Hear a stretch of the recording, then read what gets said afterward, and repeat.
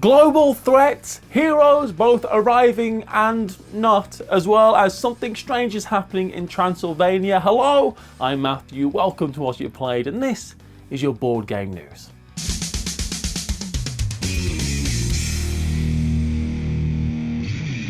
Plaid Hat Games made a huge Ashes Reborn Rise of the Phoenixborn announcement. Okay, Ashes is a two-player expandable card game where players take on the roles of Phoenixborns who are demigods and protectors of the world who each fight with cards. It's a card game, and according to the press release, they are releasing the Red Rains, which turns Ashes Reborn into a solitaire or cooperative experience with players slaying fiendish chimeras. Rumours have been spreading of a horrific force awakening in the city of Veros, and several Phoenixborn have risen to the occasion to investigate. To join Cole, Jessa, Noah and Brennan as they travel to Veros and battle the resurrected threat of the chimera in Ashes Red Rains, the corpse of Veros. While not sounding like the most lovely place to explore, the Corpse of Veros is a game mode expansion for Ashes. You'll need a master set to play it, and you'll be able to either team up with other Phoenixborn or venture alone to defeat the chimera wreaking havoc in the ruins of Veros. You'll have to coordinate your actions to outsmart the chimera's behaviour in order to slay the gigantic beast.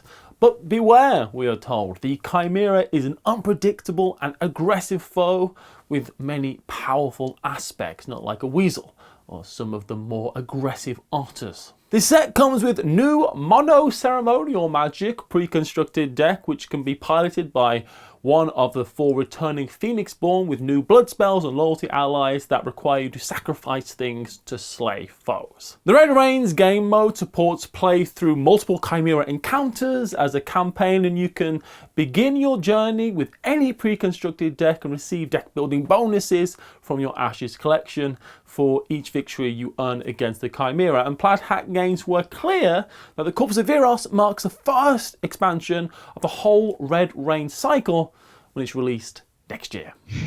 WizKids have announced the 2 to 5 player Marvel Age of Heroes for March next year. In what is being described by the publishers as an epic strategy game, Marvel Age of Heroes will see each player command a duo of X-Men who are dispatched to defeat villains and complete objectives by collecting resources and power-ups before embarking on dangerous missions in a variety of unique and challenging scenarios. 3 things that piqued my interest. Firstly, I really like the art style, which is meant to capture the Marvel universe through the eyes of Cerebro, which is a watercolor dreamlike look.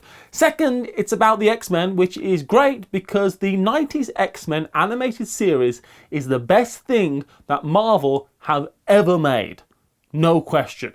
And the third thing is that it's by designer Rodney Thompson, who co-designed Lords of Waterdeep, which leads me to think this will be very different from other recent Marvel projects. We are told that through some mutant placement, we'll be building our teams with characters like Wolverine and Jubilee, Jean Grey and Cyclops, Forge and Storm, upgrading their skills, improving their abilities, which may alter the scenarios as you do it. This one looks cool. I didn't think I'd say this, but I'm excited about a Marvel game. Well, other than Marvel Snap, which is the best thing that Marvel has ever made, no question. Marvel Snap is really good. Anyone playing Marvel Snap? I love it. How to Steam Broccoli have announced a Kickstarter campaign for their game Tether. Yep, you heard that right. How to Steam Broccoli is the strongest publisher name I've heard in a very long time. Astronauts, of course, love floating through space, but not all by themselves. So in Tether, we tether them together so they don't drift through the galaxy alone forever. I'm not sure they do love floating in space. I think it's just part of their job. Like me and setting up camera equipment, only in the void of space. Each card in Tether has a 2-digit number in the top corner, and when you rotate the card 180 degrees, the number in the opposite corner has the same 2 digits, but the positions are swapped. For instance, the card with a 68 in one corner has an 86 in the opposite corner. And opponents sit across the table from each other, which means that when you play a card, each player sees a different number. You can connect astronauts together, this is going to destroy my brain, if they have consecutive numbers. One player connects astronauts together horizontally on the table and the other connects them vertically. And since each side sees a different number and connects in a different direction, but is also playing cards to the same astronauts, you have to this interactive asymmetrical puzzle, which it's gonna melt my brain. Like the Van Allen radiation belt melted all those chips. This does look fun though, and the project launches on Kickstarter in February. The campaign for HeroScape Age of Annihilation, which we have covered recently, has failed to reach its goal of 8,000 backers, only just crawling across the halfway mark by the campaign's end. Age of Annihilation was set to be a standalone HeroScape game that was integratable with past sets, and the project was being run on Hasbro's own crowdfunding site, Hasbro Pulse, with a price tag of $250. What's more is that it seems as though Hasbro have no intention to try again with the game, announcing in a recent press release, what's next for HeroScape? Our unfortunate answer is nothing. As we said during the campaign, if this project doesn't meet its goal, we won't be able to produce Age of Annihilation. That has not changed. HeroScape as a project will be shelved, and there's no current plans to attempt a resurrection at this time. The Avalon team will refocus our efforts on the exciting games we currently have coming soon, such as the new Hero Quest game system expansion, Mage of the Mirror, or the upcoming Yawning Portal D&D strategy board game. Trivial Pursuit Dungeons and Dragons Ultimate Edition was announced by the op, and it looks impossible. It's got little minis as playing pieces, collecting the wedges as you go, with 1,800 Dungeons and Dragons questions. Do you know 1,800 things about Dungeons and Dragons? I don't even know 1,800 things, full stop. Questions on dungeons and adventures and monsters, history, cosmology, characters and magic and a host of other topics. I read some of the questions and yeah, it's tough. But as D&D approaches 50 years old, it's great to see things like this for people who I know are going to enjoy them.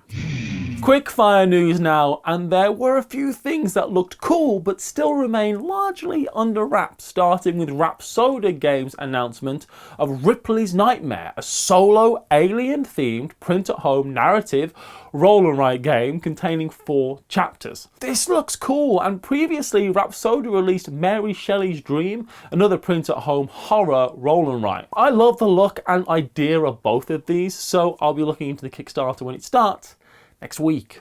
A new edition of 2012's Myrmes was spotted on a whiteboard in the Bombix calendar, tentatively scheduled for 2024 if the scrolls are to be believed, which is great news as Myrmes is a wonderful deep Euro game where players control ant colonies and use their ants to explore the land, leaving pheromones in their wake.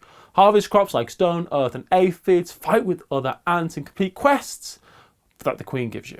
And there was, for a brief moment, some German retailers who were offering Mille Fiori's first expansion due in March 2023, but that's all the details about the expansion that exist in the world. Just a couple companies putting on a website seemingly by mistake. But Mille Fiori is a great Knizia game that I like a lot. It's about drafting cards and laying glass tiles onto the board to score massive comboing points in 5 different ways from 5 different areas. So I'm excited there's going to be an expansion because, well, it's by Rainer Knizia, okay? And I love him, so...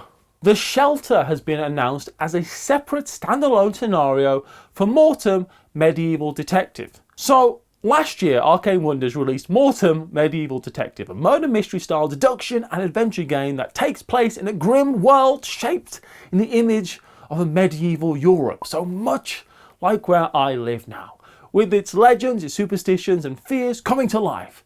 And in it, 1 to 6 players take on the roles of secret organisation agents and investigate mysterious events. The Shelter is a separate standalone scenario wherein you all end up in a sinister place marked by mysterious events, and while unravelling its secrets you will meet people of uneasy fate, none of which are mere faceless observers. A lot of quotes in this, and some of your actions will determine their destiny. Only you and the choices you make decide how the events will unfold in the end.